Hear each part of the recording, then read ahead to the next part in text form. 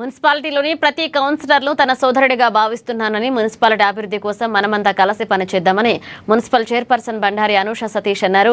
ఇక శుక్రవారం రాఖీ పౌర్ణమిని పురస్కరించుకుని తన నివాసంలో పురపాలక సంఘ కౌన్సిలర్లకు రాఖీలు కట్టి స్వీట్లు తినిపించి రాఖీ పండుగ శుభాకాంక్షలు తెలిపారు. ఇక municipal vice chairman Rohit, MIM party అధ్యక్షుడు Naseer, Congress party floor leader Izzagiri Sanjay, TRS floor leader Enaganti ప్రకాష్తో పాటుగా పలువురు కౌన్సిలర్లకు చైర్పర్సన్ రాఖీలు కట్టి సోదర భావాన్ని చాటుకున్నారు.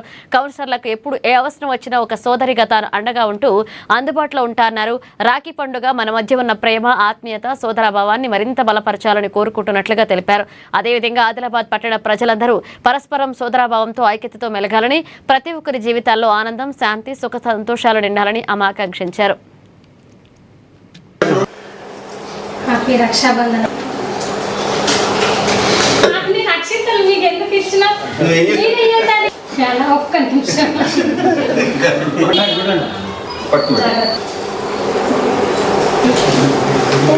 మీకు రక్ష ఉండాలి, నాకు కూడా రక్ష ఉండాలి. చూడండి మేడం, ఇది చూడండి.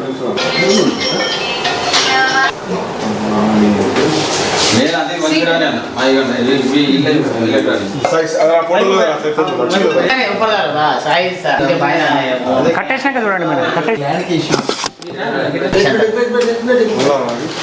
అందరికీ రాఖీ పండుగ శుభాకాంక్షలు తెలియజేస్తూ, అలాగే ఈరోజు మా ఇంటి వద్ద ఏదైతే నాకు ఇంతమంది అన్నలుగా సపోర్ట్ ఉన్న, ఏదైతే రక్త సంబంధమే కాకుండా ఒక మెంటల్గా ఎప్పుడు వాళ్ళు నాకు స్ట్రాంగ్గా ఉండాలని ఈరోజు మేము రక్షాబంధన్ మా ఇంట్లో జరుపుకోవడం జరిగింది.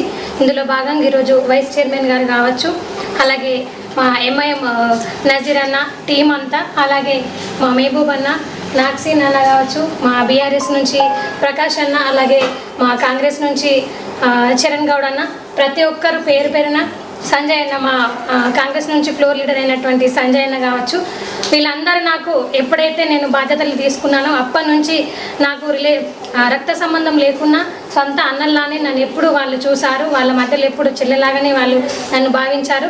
కాబట్టి ఈరోజు ప్రత్యేకంగా మా ఇంట్లో చాలా ఆనందంగా ఉంది. నాకు అన్నదమ్ములు లేని దానికి వీళ్ళందరూ నాకు ఆ దేవుడు ఇచ్చిన అన్నదమ్ములుగా నేను భావిస్తున్నాను. మరొకసారి ప్రజలందరికీ, అలాగే మీడియా మిత్రులందరికీ రాఖీ పండుగ శుభాకాంక్షలు. ఏదైతే మనం రక్షాబంధన్ జరుపుకుంటామో, ఈ రక్షాబంధన్ యొక్క విషయంకి వచ్చేసి, ఏదైతే ఒక చెల్లికి ఒక అన్న ఎలా అయితే రక్షణగా ఉంటాడో, అలాగే అన్నలకు కూడా ఏదైనా ఆపద వస్తే చెల్లిగా కూడా అండగా ఉండాలనేది దీని ముఖ్య ఉద్దేశం. కాబట్టి ఈ రోజు నుంచి మా అన్నలు నాకు ఇలా సపోర్ట్ ఉంటారో వాళ్ళకు కూడా నేను అలానే సపోర్ట్ ఉంటాను.